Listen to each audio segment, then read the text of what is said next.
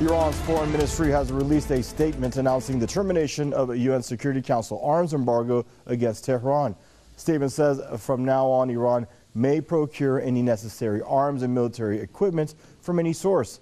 It also mentions that all restrictions on transfer of arms and related activities and financial services to and from Iran are automatically terminated. The ministry also urged the U.S. to abandon its destructive approach to UN Resolution 2231 and return to its commitments.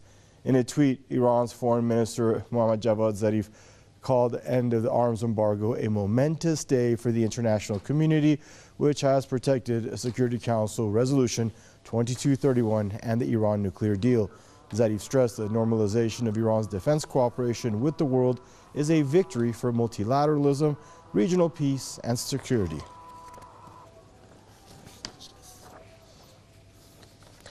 And joining us now for this news review is Saeb, Shaath, author and Middle East affairs expert, joining us from Belfast, and James Tweedie, journalist and commentator on international affairs, joining us out of Plymouth. Hello, gentlemen. I'd like to welcome you both to the broadcast here. I guess we'll start there in Belfast with you, Saeb. Hope you're doing well. Your initial thoughts on Iran's right now to basically, handle its business with respect to weapons, just like any other country has a sovereign right to do. Yeah, that means Iran is blessed and will be to do whatever she wants. And Iran will be able legally to trade in conventional arms, buy and sell all kinds of conventional arms, from guns, tanks, missiles, helicopters, fighter jets, whatever. And this is what worries the United States of America. Specifically, last year, the CIA said after that the Iranian they are worried about the Iranian trying to buy such advanced weaponry from Russia. So the arms embargo itself ends as a part of the resolution 2231, as you mentioned in your report. It's which is the 2015 landmark resolution regarding the nuclear deal signed between Iran and some of the world major powers. It's granted Iran relief of sanctions in return of Iran is winding down its nuclear program. But we know what happened in May 2018 when Trump called the deal, the nuclear deal, it's the worst deal ever in his own language. Then he pulled the U.S. from that nuclear deal, and after that, he make it as a habit, as pulling the United States of America from the global warming protocol, Paris Protocol, and then imposing his own will, recognizing Jerusalem al-Quds as the capital of the Zionist entity, and imposing what they call the deal of the century, and bringing his stooges to recognize the Zionist entity. The whole world were surprised of such activities by the United States of America, which put America in the odd position. And that we notice when the American, they were trying to preempt this lifting of the embargo in September, last September, the U.S. unilaterally announced it has reinstated all UN sanctions on Iran, and that were lifted, part of the nuclear deal. This move was rejected by the United Nations Security Council, and even the United Secretary General himself, Guterres, told the Council he would not take any action in the U.S. declaration. If we see about this voting lately, only the Dominican Republic voted in favor of the resolution. 11 members of the 15 body, included the France and Germany and the United Kingdom, abstained. And we know what Russia and China, they oppose the extension. So America finds itself in an odd position today. Thank you, Saeb. And James Tweedie, I'd like to welcome you to the program. You're sporting that new look. You kind of caught me off by surprise for a second there. Hope you're doing well. Now James, to Saeb's point, the U.S. pulled out all the tricks and shenanigans to keep this very day from materializing, but it did anyway. What happened? Well, I'm guessing, Donald Trump, from his language, wanted to renegotiate and the deal, but he took the wrong tack because his tactics usually are to go in hard, brinksmanship, threaten sanctions and other, other action, maybe including military action. He did this with North Korea. It didn't really work, but they did get a deal to a certain extent, and that hasn't yet been implemented, but they got some kind of agreement. But with Iran, okay, went in hard, supported regime change efforts, made a lot of military threats and provocations, and ultimately authorized the assassination of General Soleimani. And of course, none of this actually brought Iran to the negotiating table, and the clock ticked down, and now the arms embargo has expired. What does it mean? Well, I mean, the USA can't really do anything unilaterally so much anymore. It can't really stop Iran importing arms directly across its border from China, or indirectly through the Central Asian republics from Russia. Europe may not sell Iran any arms, but that doesn't matter so much. The USA certainly won't, but no one expected it to.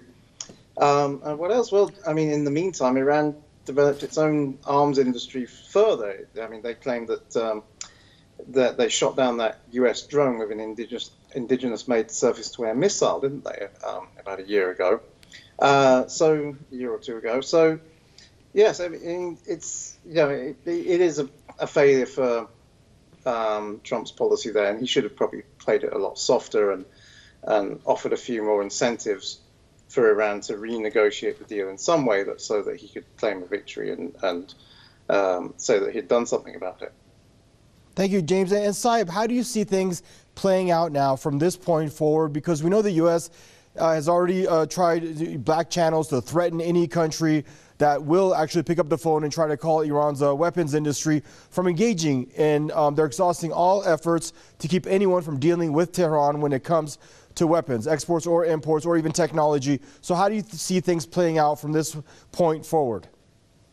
You see, there is a battle on the international arena against the United States unilateralism. And even sometimes the Europeans lend their support to the forces who stand against the U.S. in that. But in practical terms, they always line up behind the United States of America. Since the Second World War, most of West Europe, I think, and it's to consider under control and military control even of the United States of America.